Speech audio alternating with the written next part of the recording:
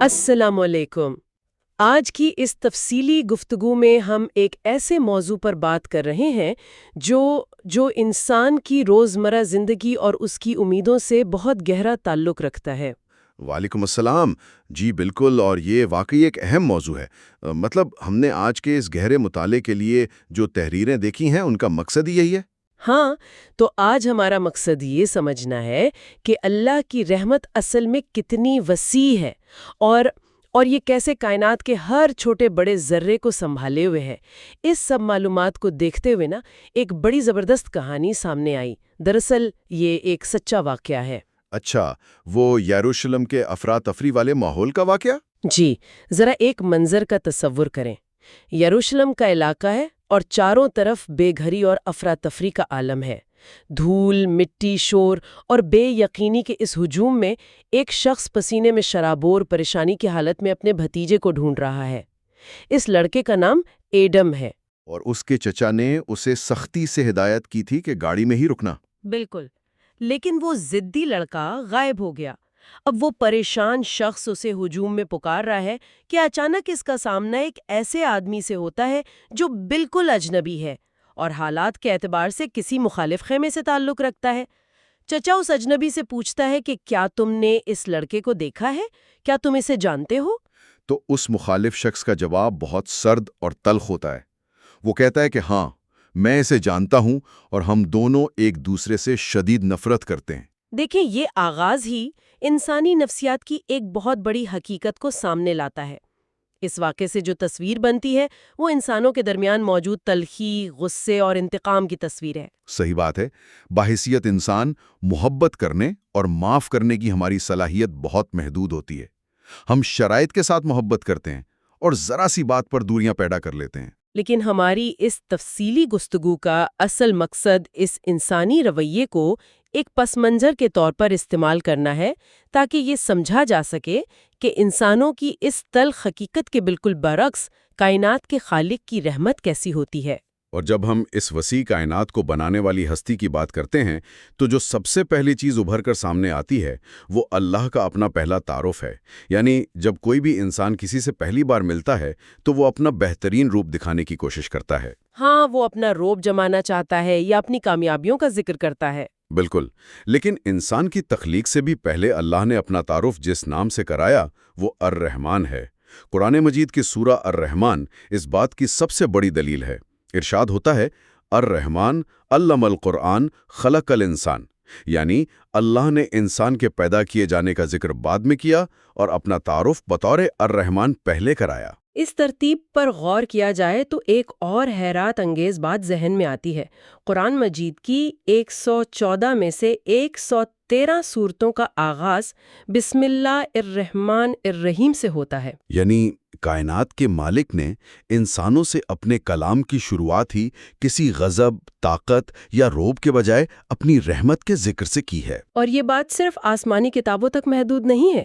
اگر ہم تاریخ کے اوراق پلٹیں تو سلیمان علیہ السلام کا وہ مشہور خط نظر آتا ہے جو انہوں نے ملکہ سبا کو لکھا تھا۔ وہ ایک انتہائی طاقتور بادشاہ تھے جن کے تابع انسان، جن اور پرندے سب تھے۔ ہاں، اور جب وہ ایک غیر مسلم ملکہ کو خط لکھ رہے تھے تو وہ چاہتے تو اپنے روب اور دبدبے والے القاب آرام سے استعمال کر سکتے تھے۔ صحیح، لیکن انہوں نے اپنے خط کا آغاز کچھ یوں کیا، انہو من سلیمان و انہو بسم اللہ الرحمن الرحیم، یعنی اتنی بڑی طاقت کے باوجود پیغام کی شروعات اللہ کی رحمت کے ذکر سے ہی ہوئی۔ یہ اس بات کا ثبوت ہے کہ کائنات کا اصل نظام طاقت سے نہیں بلکہ رحمت سے چل رہا ہے۔ اور اسی نظام کو مزید گہرائی سے سمجھنے کے لیے عرش کے تصور کو دیکھنا ہوگا۔ عرش جو کہ پوری کائنات کا مرکز ہے، تمام مخلوقات کی چھت ہے، اس کے حوالے سے احادیث میں ایک بہت ہی طاقتور بات بیان ہوئی ہے۔ جی، کائنات کی اس سب سے بلند جگہ پر اللہ نے لکھ رکھا ہے کہ بے شک میری رحمت میرے غضب پر غالب آ گئی۔ دیکھیں، اللہ کے بے شمار خوبصورت نام اور صفات ہیں، لیکن ان تمام ناموں میں سے صرف الرحمن کو عرش کے ساتھ جوڑا گیا ہے۔ قرآن میں واضح طور پر آتا ہے الرحمن علی العرش استویٰ۔ تاریخ کے ایک بہت بڑے عالم ابن القیم رحمۃ اللہ علیہ نے اس حوالے سے ایک انتہائی گہری بات کہی ہے۔ انہوں نے کیا فرمایا؟ وہ فرماتے ہیں کہ اس پوری کائنات کے نظام کا مطلب یہ ہے کہ اللہ کو انتقام لینے سے زیادہ معاف کرنا پسند ہے، اسے سزا دینے سے زیادہ رحم کرنا پسند ہے، اور کرہ انصاف کرنے سے زیادہ اپنا فضل کرنا پسند ہے۔ اور نعمتوں کو روکنے سے زیادہ عطا کرنا پسند ہے۔ بالکل۔ انسان عام طور پر یہ سمجھتا ہے کہ اللہ کے نام جیسے العزیز، الجبار اور القہار صرف خوف کے لیے ہیں، لیکن دراصل الرحمن کی صفت ان تمام ناموں پر چھائی ہوئی ہے۔ جب وہ اپنی طاقت کا اظہار کرتا ہے تب بھی وہ الرحمن ہی ہوتا ہے۔ یہ پہلو کائنات کے خالق کے ساتھ تعلق کو ایک بالکل نیا زاویہ دیتا ہے۔ اس رحمت کا عملی مظاہرہ تو انسانی تخلیق کے بالکل ابتدائی لمحات میں ہی نظر آ جاتا ہے۔ ہماری آج کی گفتگو میں آدم علیہ السلام کی تخلیق کا وہ لمحہ بہت تفصیل سے بیان ہوا ہے، جب مٹی کے اس بے جان جسم میں پہلی بار روح پھونکی گئی۔ اور جیسے ہی ان میں جان آئی تو انہیں چھینک آئی۔ ذرا اس لمحے کا تصور کریں، انسانیت کا سب سے پہلا انسان بیدار ہو رہا ہے۔ وہ اپنے خالق کی طرف سے کیا سنے گا؟ کوئی سخت حکم، کوئی دھمکی نہیں۔ جو سب سے پہلے الفاظ اس پہلے انسان کی سماعتوں سے ٹکرائے وہ تھے یرحمک اللہ، یعنی اللہ تم پر رحم کرے۔ انسانیت کا وجود میں آنا کسی امتحان کی دھمکی سے نہیں ہوا تھا، بلکہ ایک شاندار اور محبت بھرے استقبال سے ہوا تھا۔ رحمت ہی وہ پہلی چیز تھی جس نے انسان کو گھیرے میں لیا۔ اور انسان کا یہ استقبال صرف تاریخ کے اس ایک لمحے تک محدود نہیں رہا، یہ سلسلہ آج بھی جاری ہے۔ اس کی سب سے بڑی اور زندہ مثال رحم مادر یعنی ماں کا پیٹ ہے۔ عربی زبان کے حوالے سے یہ بات بڑی دلچسپ ہے کہ لفظ رحم بذات خود رحمت سے نکلا ہے۔ یہ انسانی جسم کے اندر ایک ایسا حیرت انگیز مقام ہے جہاں ایک وجود کی ہر چھوٹی بڑی ضرورت پوری کی جا رہی ہوتی ہے۔ اس بچے کو نہ کچھ مانگنا پڑتا ہے اور نہ ہی وہ کچھ مانگنے کے قابل ہوتا ہے۔ ماں اپنا خون، اپنی توانائی اور اپنا سب کچھ اس بچے کی نشو و نما کے لیے خاموشی سے دے دیتی ہے، اور اس سب کے بدلے میں اس بچے سے کسی چیز کی توقع نہیں رکھتی۔ یہ بے غرض محبت اور دیکھ بھال کا جو نظام ہے، یہ اللہ کی رحمت کا اس مادی دنیا میں سب سے قریبی اور واضح عکس ہے۔ جب ایک بچہ اس رحم سے نکل کر دنیا کے امتحان میں قدم رکھتا ہے تو اللہ اسے ایک ایسی رحمت کے گھیرے میں لے لیتا ہے جس کی وسعت کا اندازہ لگانا انسانی عقل کے لیے ناممکن ہے۔ اسی بے غرض محبت اور وسیع رحمت کو سمجھنے کے لیے نبی کریم صلی اللہ علیہ وآلہ وسلم کے اس مشہور فرمان کا گہرائی سے جائزہ لیا گیا ہے، جس میں رحمت کے 100 حصوں کا ذکر ہے۔ یہ ایک ایسا تصور ہے جو دنیا کے بارے میں انسان کا نظریہ بدل کر رکھ دیتا ہے۔ اس فرمان کے مطابق اللہ نے رحمت کے 100 حصے بنائے اور ان میں سے 99 حصے اپنے پاس محفوظ رکھ کر صرف اور صرف ایک حصہ اس دنیا میں اتارا۔ اب اس بات پر جتنا غور کیا جائے اتنی ہی حیرت ہوتی ہے۔ دنیا کے آغاز سے لے کر آج تک انسانوں کے درمیان جتنی محبت ہے، جانوروں کو اپنے بچوں سے جو لگاؤ ہے، یہاں تک کہ جنگلی درندوں کے اندر بھی اپنے بچوں کو لے کر جو نرمی پائی جاتی ہے، وہ سب کی سب اسی 1% رحمت کا نتیجہ ہے۔ اور اس 1% رحمت کا دائرہ کار صرف زمین کی سطح تک محدود نہیں ہے۔ اگر ہم سائنس اور فطرت کا مشاہدہ کریں تو حیران کن حقائق سامنے آتے ہیں۔ سمندر کی 35,000 فٹ کی گہرائی کا تصور کریں۔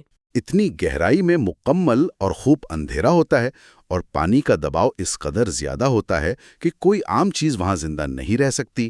لیکن اس تاریکی اور دباؤ کے بیچ بھی زندگی موجود ہے۔ وہاں ایک مچھلی دوسری مچھلی کے جسم سے جراثیم اور طفیلی کیڑے صاف کر رہی ہوتی ہے۔ وہ دونوں ایک دوسرے کے کام آ رہی ہوتی ہیں، اور اللہ نے اس شدید سرد ماحول میں بھی ان کے لیے پانی کا درجہ حرارت اس طرح متوازن رکھا ہوتا ہے کہ وہ زندہ رہ سکیں۔ اور اسی طرح ذرا کھلے آسمان پر اڑنے والے پرندوں کو دیکھیں۔ ایک پرندہ جب کسی شکاری کو دیکھتا ہے تو وہ مخصوص آواز نکال کر دوسرے پرندوں کو خطرے سے آگاہ کرتا ہے۔ ہزاروں فٹ کی بلندی پر جہاں کشش ثقل ہر چیز کو نیچے کھینچ رہی ہے، انہیں ہوا میں کون تھامے ہوئے ہے؟ قرآنی آیت میں اسی لیے کہا گیا ہے ما یمسکہن الا الرحمن، یعنی انہیں الرحمن کے سوا کوئی نہیں تھامتا۔ وہ سمندر کی اتھاہ گہرائیوں سے لے کر آسمان کی بلندیوں تک ہر چیز کو سنبھالے ہوئے ہے۔ یہ سب سن کر نا ایک ایسا سوال پیدا ہوتا ہے جو شاید دنیا کے ہر حساس انسان کے ذہن میں کبھی نہ کبھی ضرور آتا ہے۔ آج کے دور کی تلخ حقیقتیں جیسے غزہ اور سودان کے حالات، انہیں دیکھ کر ذہن الجھ جاتا ہے۔ صحیح بات ہے، یہ ایک بہت ہی نیچرل سی بات ہے۔ اگر اللہ کی رحمت اتنی ہی وسیع ہے، اگر وہ ہر طرف پھیلی ہوئی ہے اور پرندوں سے لے کر مچھلیوں تک کا خیال رکھ رہی ہے، تو پھر اس دنیا میں اتنا ظلم کیوں ہے؟ اتنی ناانصافی، خون ریزی اور معصوم لوگوں کی چیخو پکار کیوں نظر آتی ہے؟ یہ ایک انتہائی فطری، گہرا اور جائز سوال ہے۔ اس کا جواب دینے کے لیے ایک بڑی سادہ لیکن جامع مثال دی گئی ہے۔ آج کی دنیا میں خوراک کی اتنی پیداوار ہے جو پوری دنیا کی آبادی کو کئی بار کھلا سکتی ہے، لیکن اس کے باوجود دنیا میں بھوک اور قحط موجود ہیں۔ کیوں؟ اس لیے نہیں کہ خوراک پیدا کرنے والے نے خوراک کم دی ہے، بالکل، بلکہ اس لیے کیونکہ انسان اس خوراک کو صحیح طریقے سے بانٹنے اور مستحقین تک پہنچانے میں ناکام رہے ہیں۔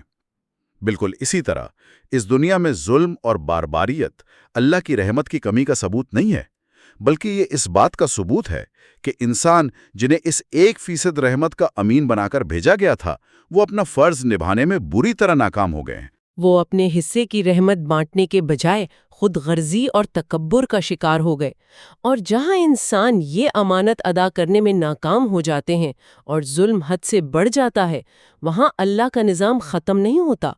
وہ قیامت کے دن کے لیے اپنی باقی 99% رحمت اور مکمل انصاف کو محفوظ رکھتا ہے۔ اس بات کو مزید واضح کرنے کے لیے جنگ کے میدان والی وہ مشہور کہانی بہت اہمیت رکھتی ہے، جس کا ذکر سیرت کی کتابوں میں ملتا ہے۔ ایک جنگ کے اختتام پر جب ہر طرف دھول، خون اور افراتفری کا عالم تھا، ایک ماں دیوانہ وار اپنے گمشدہ بچے کو تلاش کر رہی تھی۔ جو بچہ اسے ملتا وہ اسے سینے سے لگاتی، لیکن جب دیکھتی کہ وہ اس کا نہیں ہے تو پھر پاگلوں کی طرح آگے بھاگتی۔ بالآخر جب اسے اپنا بچہ مل گیا تو اس نے اس گرد آلود اور ہولناک ماحول میں فوراً اسے سینے سے لگا کر دودھ پلانا شروع کر دیا۔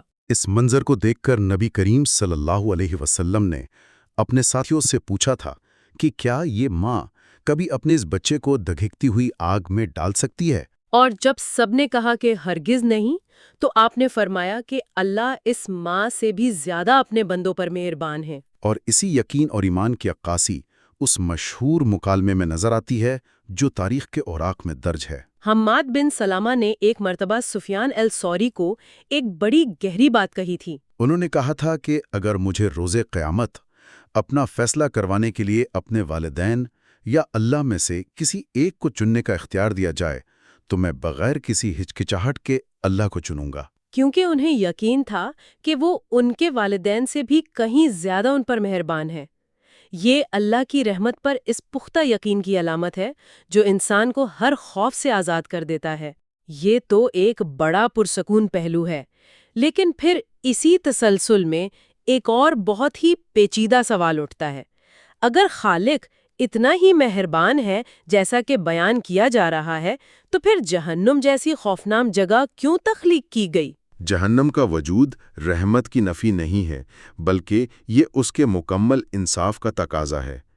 اگر دنیا کے ان ظالموں کو جنہوں نے معصوم انسانوں پر بم برسائے، جنہوں نے بستیاں اجاڑ دیں اور نسلیں ختم کر دیں، اور ان مظلوموں کو جنہوں نے یہ سب سہا، دونوں کو آخرت میں ایک ہی صف میں کھڑا کر دیا جائے اور ایک جیسا صلا دیا جائے، تو یہ مظلوموں کے ساتھ کائنات کا سب سے بڑا ظلم ہوگا۔ صحیح بات ہے، اللہ کی رحمت اتنی وسیع ضرور ہے، لیکن وہ اس کے انصاف کو نگلتی نہیں ہے۔ اس کا انصاف بھی اپنے عروج پر ہے۔ جہنم کے حوالے سے یہ سمجھنا ضروری ہے کہ اللہ انسانوں کو زبردستی جہنم میں نہیں ڈھکیلتا۔ لوگ اپنی سرکشی، ظلم اور ایک انتہائی مہربان رب کی مسلسل نافرمانی کر کے خود جہنم کا انتخاب کرتے ہیں۔ عمر بن عبدالعزیز رحمۃ اللہ علیہ کا وہ قول بڑا چشم کشا ہے، جس میں انہوں نے فرمایا تھا کہ وہ شخص در حقیقت سب سے بڑے خسارے میں ہے، اور اسی نے سب سے بڑی محرومی سہی ہے جو اللہ کی اس رحمت سے بھی محروم رہ گیا جو ہر چیز پر محیط تھی۔ یعنی رحمت تو ہر جگہ موجود تھی، انسان نے خود اس سے منہ موڑا۔ اور واقعی الرحمن کے نافرمانی کرنے ایک حد درجے کی سرکشی کو ظاہر کرتا ہے۔ ابراہیم علیہ السلام کا وہ واقعہ بہت اہم ہے جب وہ اپنے والد کو بتوں کی پوجا سے روک رہے تھے۔ انہوں نے اپنے والد سے کہا تھا کہ مجھے ڈر ہے کہ کہیں تمہیں الرحمن کی طرف سے عذاب نہ آئے۔ اس جملے کی گہرائی پر غور کریں۔ انہوں نے یہ نہیں کہا کہ مجھے الجبار یا القہار کی طرف سے عذاب کا ڈر ہے۔ انہوں نے الرحمن کا نام لیا۔ اس کا مطلب یہ ہے کہ ایک ایسی ہستی جس کی بنیاد ہی معاف کرنے اور عطا کرنے پر ہے۔ اگر کوئی انسان اس حد تک گر جائے کہ وہ اس ہستی کی طرف سے بھی سزا کا حقدار بن جائے تو اس انسان کی نافرمانی اور سرکشی کس قدر خوفناک ہوگی۔ یہ ایک انتہائی تاریک روحانی مقام ہے۔ اور یہی وہ مقام ہے جہاں شیطان کھڑا ہے۔ اس نے بھی کسی عام ہستی کی نہیں بلکہ الرحمن کی نافرمانی کی تھی اور تکبر کیا تھا۔ احادیث میں ایک بہت ہی حیرت انگیز اور رونگٹے کھڑے کر دینے والی روایت ملتی ہے، اور یہ روایت مشہور صحابی حضرت حارث بن سوید رضی اللہ عنہ سے مروی ہے۔ بیان کرتے ہیں کہ قیامت کے دن جب حساب کتاب ہو رہا ہوگا اور اللہ کی رحمت اس طرح بٹ رہی ہوگی کہ گنہگاروں کو بھی معافی مل رہی ہوگی، تو اس رحمت کی وسعت اور بہاؤ کو دیکھ کر شیطان بھی اپنی گردن اٹھا اٹھا کر دیکھنے لگے گا، اس امید کے ساتھ کہ شاید اتنی وسیع رحمت میں سے کوئی ایک چھوٹا سا حصہ اس کے نام بھی آ جائے۔ حالانکہ وہ اپنے تکبر، سرکشی اور مسلسل برائی کی وجہ سے خود کو اس رحمت کے لیے مکمل طور پر نااہل کر چکا ہے۔ ذرا سوچئے، اگر اس دن کی رحمت کو دیکھ کر ایک شیطان جو کہ برائی کا منبع ہے اسے بھی امید پیدا ہو سکتی ہے، تو ان انسانوں کے لیے اس دن اللہ کی رحمت کا کیا عالم ہوگا جو اپنی خامیوں کے باوجود ایمان پر قائم رہیں۔ یہ روایت واقعی انسان کے رونگٹے کھڑے کر دیتی ہے۔ اتنی وسیع رحمت کو سمجھنے کے لیے ضروری ہے کہ اللہ کے ناموں کے درمیان موجود فرق کو بھی سمجھا جائے۔ ہماری باتوں میں الرحمن، الرحیم اور الرؤوف کے درمیان ایک بہت گہرا اور خوبصورت فرق واضح کیا گیا ہے۔ ہم روزمرہ زندگی میں یہ نام سنتے ہیں لیکن ان کی تقسیم بہت کم لوگ جانتے ہیں۔ یہ تفریق انسانی سوچ کو بہت وسعت دیتی ہے۔ سب سے پہلے الرحمن پر غور کریں۔ یہ وہ نام ہے جس کے تحت اس دنیا میں ہر مخلوق پر رحمت کی جاتی ہے، چاہے وہ انسان ایمان لایا ہو یا اس نے انکار کیا ہو، چاہے وہ نیک ہو یا بدکار۔ سورج کی روشنی، ہوا کی تازگی اور پانی کی زندگی سب کو برابر ملتی ہے۔ قرآن مجید میں الرحمن کا نام 57 بار آیا ہے، پھر اس کے بعد الرحیم کا نام آتا ہے۔ یہ وہ رحمت ہے جو خاص طور پر آخرت کے دن کے لیے بچا کر رکھی گئی ہے، اور یہ صرف ان لوگوں کے لیے ہوگی جو ایمان لائے اور جنہوں نے حق کا ساتھ دیا۔ دلچسپ اور حیران کن بات یہ ہے کہ قرآن مجید میں الرحیم کا نام 114 بار آیا ہے، یعنی الرحمن کی 57 مرتبہ کی تعداد سے بالکل دگنا۔ اس کا سیدھا سا مطلب یہ ہے کہ آخرت میں ایمان والوں کے لیے رحمت اس دنیا کے مقابلے میں دگنی اور کہیں زیادہ شدید ہو جائے گی۔ اس حوالے سے جو مثال سامنے آتی ہے وہ انسان کے دل کو ایک عجیب سے سکون اور تحفظ کے احساس سے بھر دیتی ہے۔ الرؤوف کا نام عربی لفظ رفعت سے نکلا ہے۔ علماء اس کے بارے میں کہتے ہیں کہ یہ رحمت کی سب سے اعلیٰ، خالص اور نرم ترین شکل ہے۔ اس کو سمجھنے کے لیے ایک مثال دی جاتی ہے۔ فرض کریں سردیوں کا موسم آنے والا ہے۔ ایک عام مہربان انسان یہ کرے گا کہ جب کسی بچے کو سردی لگ کر بخار ہو جائے تو وہ اسے دوا دے گا اور گرم کپڑے پہنائے گا۔ لیکن جو والدین اپنے بچے سے رفعت والی محبت کرتے ہیں وہ سردی لگنے کا انتظار نہیں کرتے۔ وہ سردی کے موسم کے آغاز سے پہلے ہی خاموشی سے بچے کے لیے گرم کوٹ لے آتے ہیں تاکہ اسے کبھی سردی کی تکلیف کا احساس ہی نہ ہو۔ اور رؤوف انسان کی زندگی میں اس وقت خاموشی سے کام کر رہا ہوتا ہے جب انسان کو اس بات کا ادراک بھی نہیں ہوتا کہ اسے کسی حفاظت کی ضرورت تھی۔ کئی بار ایسا ہوتا ہے کہ کوئی شخص کسی راستے پر جا رہا ہے، اچانک اس کی گاڑی خراب ہو جاتی ہے یا اس کا ارادہ بدل جاتا ہے اور وہ جھنجھلاہٹ کا شکار ہوتا ہے، لیکن کچھ دیر بعد پتہ چلتا ہے کہ آگے کوئی بہت بڑا حادثہ ہوا تھا۔ یہ وہ مقام ہے جہاں اللہ رؤوف خاموشی سے پیچھے رہ کر حفاظت کر رہا ہوتا ہے۔ یہ وہ رحمت ہے جو زخم لگنے سے پہلے ہی ڈھال بن جاتی ہے۔ اتنی خوبصورت اور ہمہ گیر رحمت کے بعد جو اگلا مرحلہ ہے وہ یہ کہ ایک عام انسان اپنی خامیوں اور کوتاہیوں کے باوجود یہ رحمت کیسے حاصل کر سکتا ہے۔ حدیث کا واضح پیغام ہے کہ جو زمین والوں پر رحم کرتے ہیں آسمان والا ان پر رحم کرتا ہے۔ نبی کریم صلی اللہ علیہ وسلم کو بھی تمام جہانوں کے لیے رحمت بنا کر بھیجا گیا، اور قرآن میں انہیں خاص طور پر ایمان والوں کے لیے رؤوف اور رحیم کہا گیا ہے۔ رحمت کو اپنی طرف متوجہ کرنے کا ایک بہت بڑا ذریعہ دعا ہے۔ دعا میں انسان کی عاجزی اللہ کی رحمت کو کھینچتی ہے۔ ایک انتہائی عاجز اور گناہگار شخص کی دعا کی بڑی شاندار اور مرحلہ وار کہانی ہے جو انسان کی بے بسی اور اللہ کی رحمت کے مختلف درجوں کو بڑی خوبصورتی سے بیان کرتی ہے۔ وہ شخص اللہ کے حضور روتے ہوئے 4 مراحل میں اپنی التجا پیش کرتا ہے۔ پہلے مرحلے میں وہ کہتا ہے، اے اللہ، تیرا وعدہ ہے کہ جو شخص ظلم کے بعد سچے دل سے توبہ کر لے اور اپنی اصلاح کر لے تو اس کی توبہ قبول کرتا ہے۔ میں ایک گناہگار ہوں لیکن میں توبہ کرتا ہوں، پس تو مجھ پر رحم فرما۔ پھر وہ دوسرے مرحلے پر آتا ہے تو وہ التجا کرتا ہے کہ کم از کم ایک مومن ہونے کے ناطے محض اس نسبت کی وجہ سے اس پر رحم کر دیا جائے۔ لیکن فرض کریں آج کی اس تیز رفتار زندگی میں کوئی اتنا مایوس ہو جائے کہ اسے لگے کہ اس کے اعمال تو مومنوں والے ہیں ہی نہیں، پھر وہ کیا کرے گا؟ پھر وہ تیسرے درجے پر اترتا ہے، اے اللہ، اگر میری کوتاہیوں اور گناہوں کی وجہ سے میرے ایمان کا درجہ بھی اتنا گر چکا ہے کہ میں اس لائق بھی نہیں رہا، تب بھی تو نے ہی فرمایا ہے کہ تیری رحمت ہر چیز پر محیط ہے اور ہر شے پر حاوی ہے۔ میں بھی تو اس کائنات کی ایک ادنا سی چیز ہی ہوں، پس اسی ناطے سے مجھ پر رحم فرما۔ اور پھر چوتھا اور آخری مرحلہ جہاں انسان مکمل طور پر ٹوٹ جاتا ہے، وہ کہتا ہے، اے اللہ، اگر میں کچھ بھی نہیں ہوں، میری کوئی اوقات نہیں اور میں ہر لحاظ سے نااہل ہوں، تو تیرا وعدہ ہے کہ مصیبت کے مارے جو لوگ مصیبت آنے پر انا للہ و انا الیہ راجعون پڑھتے ہیں، ان پر تیری خاص رحمت اور درود نازل ہوتا ہے۔ میں آج اپنے گناہوں اور اپنی حالت کے باعث شدید مصیبت کا مارا ہوا ہوں اور تیرے سامنے یہی کلمات پڑھتا ہوں، پس مجھ پر اپنی رحمت نازل فرما۔ یہ دعا واقعی انسان کے اندر تک اتر جاتی ہے۔ اس میں جو بے بسی اور امید کا امتزاج ہے وہ بے مثال ہے۔ اس ساری تفصیلی اور گہری گفتگو کو اگر ایک جگہ سمیٹا جائے تو جو بات سب سے زیادہ روشن ہو کر سامنے آتی ہے وہ یہ ہے کہ رحمت اللہ کا کوئی وقتی مزاج یا حالات کے تحت بدلنے والی کوئی عارضی حالت نہیں ہے، بلکہ یہ اس کی مستقل اور ابدی صفت ہے۔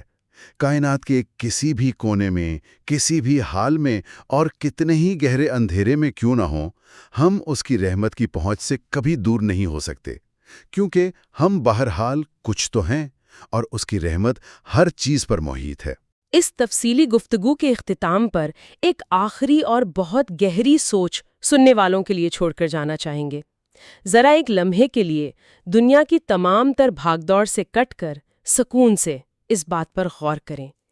اس دنیا میں ہم نے تاریخ کے آغاز سے لے کر آج تک جتنی بھی محبت دیکھی ہے، جس کے بارے میں کتابوں میں پڑھا ہے، وہ مائیں جو اپنے بچوں کے لیے آگ میں کود جاتی ہیں، وہ لوگ جو اپنی جان خطرے میں ڈال کر دوسروں کو بچاتے ہیں، اور وہ تمام مہربانیاں، ہمدردیاں اور قربانیاں جو پوری انسانی تاریخ میں دکھائی گئی ہیں، اگر وہ سب کی سب محض اس 1% رحمت کا نتیجہ ہیں جو اللہ نے اس دنیا میں اتاری تھی، تو ذرا تصور کریں کہ آنے والی اس ابدی اور ناختم ہونے والی زندگی میں اس 99% خالص، لامحدود، بے عیب اور دگنی رحمت کا براہ راست سامنا کیسا ہوگا جو صرف اور صرف ایمان والوں کے لیے مخصوص کر دی گئی ہے۔ یہ ایک ایسا تصور ہے، ایک ایسا احساس ہے جس پر اگر انسان سچے دل سے غور کرے تو یہ اس کی زندگی کا رخ، اس کے جینے کا انداز اور اس کے تمام تر خوف کو ہمیشہ کے لیے بدل سکتا ہے۔ ہم امید کرتے ہیں کہ آج کا یہ گہرا مطالعہ ہم سب کے لیے فائدہ مند ثابت ہوا ہوگا۔ جی، اور جانے سے پہلے ہم اپنے دیکھنے اور سننے والوں کا شکریہ ادا کرنا چاہتے ہیں جو اس گفتگو کا حصہ بنے۔ اگر آپ کو یہ گفتگو پسند آئی ہو تو اس چینل کو ضرور لائک اور سبسکرائب کریں تاکہ آئندہ بھی ایسی ہی معلوماتی گفتگو آپ تک پہنچتی رہے۔ اپنا بہت خیال رکھیے گا۔ اللہ حافظ۔ اللہ حافظ۔